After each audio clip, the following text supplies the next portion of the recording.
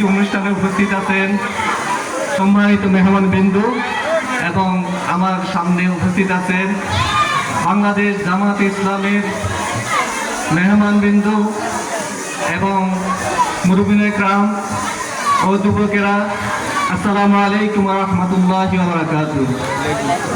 আমি একটি কোরআনের আয়াত থেকে বলছি। মহান আল্লাহ রাব্বুল আলামিন বলেন, ইন্নাদ দীনা ইনদাল্লাহিল ইসলাম। আল্লাহর পক্ষ থেকে একমাত্র মনোনীত দিন, জীবন বিধান একমাত্র হলো ইসলাম।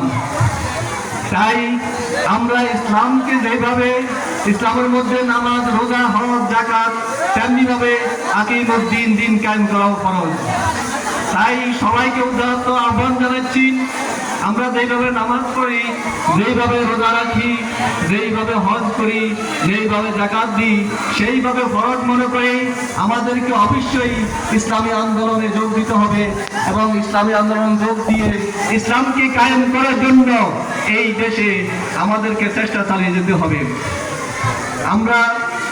আমি আপনাদেরকে একটা কথা বলতেছি, এই দেশে কোরআনী শাসন কি কায়েম আছে?